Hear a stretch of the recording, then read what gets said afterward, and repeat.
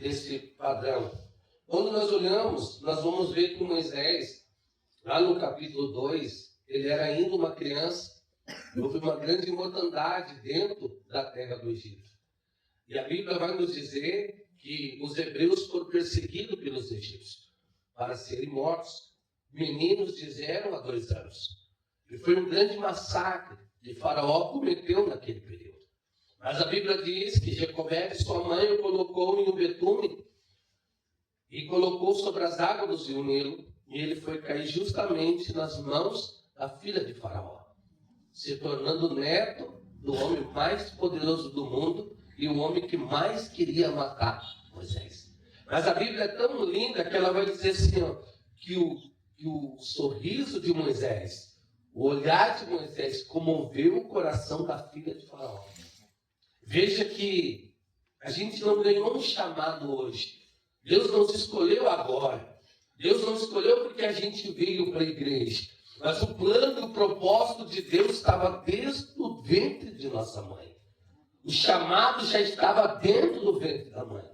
Só que a Bíblia nos diz, eu gosto muito de mencionar isso, que Ageu diz assim, ó, quem viu a sua glória na primeira casa, mas o que vês agora? Mas a glória da segunda será maior do que a primeira.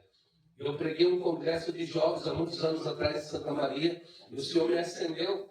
Quem olha um bebê no colo da mãe acha tão lindo, fofinho, querido, cheirosinho, tudo maravilhoso. Não vê maldade, não vê nada de errado na vida daquela criança. Mas tu sabe nos dizer o que vai ser a ele 20 anos depois? O que 20 anos será o destino, o caminho dele. Ali inicia uma das primeiras missões que começa dentro de casa. Provérbios 22, 6. Ensinar o menino ao caminho que ele se deve andar, para que na sua velhice ele não tenha o prazer de se desviar. Essa é uma das primeiras missões. Jesus mesmo vai falar isso no Novo Testamento. Que a primeira missão inicia dentro da nossa casa. Nunca posso consertar a casa do meu irmão sem ver a minha casa consertada. Glória a Deus. E isso é necessário a gente entender. E isso Jesus esclareceu no livro de São Mateus, eu e minha comadre estava falando agora. Não julgueis o vosso irmão, para que sobre a mesma medida vos não seja julgado. Muitas vezes a gente não julga quem faz, mas não faz. E amanhã Deus permite tal situações que necessita que alguém faça por nós e Deus deixa nós sofrer um pouquinho mais. Porque quando era para nós investir quem estava fazendo, a gente retém a mão. A gente maldiz aquilo. E Deus permite muitas vezes a gente passar pelo deserto. Para a gente amadurecer, para a gente aprender. E Moisés teve que passar por essa situação. Por quê? Porque Moisés, mesmo tendo um sangue hebreu, tendo um chamado de Deus, ele pode ver, ele não se compactuava com as coisas do Egito. Ele não se adequava com o modernismo, com a figura dos egípcios. Mas ele tinha um chamado de Deus. Quando ele viu que judiavam de um hebreu, ele foi lá e deu uma pedrada no soldado, e o soldado morreu.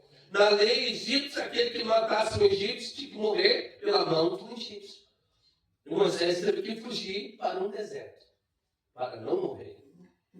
Só que se a gente tem um hino que diz, né, quem sabe julgar Moisés pelo homicídio, mas não vê Moisés como um grande homem libertador.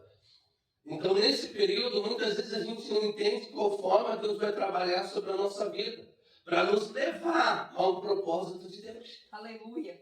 A gente não compreende porque o caminho parece que se alarga tanto, mas o final se estreita tanto para nós.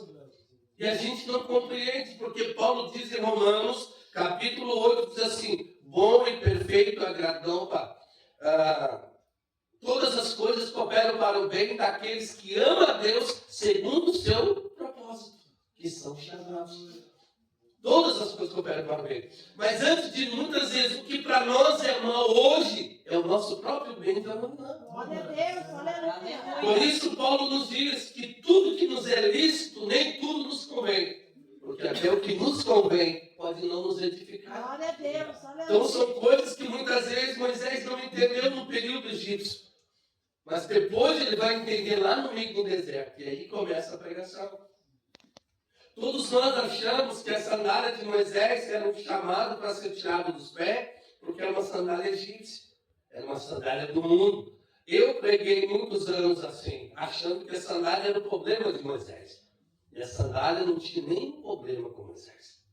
Se tu olhar no livro de Ruth, capítulo 4, versículo 7, vai dizer: todo israelita, depois de fechar um acordo, um propósito, um negócio com o seu irmão israelita, ele tira as suas sandálias dos pés e deixa ao seu irmão como um cumprimento da sua palavra. Ele vai cumprir com o seu propósito.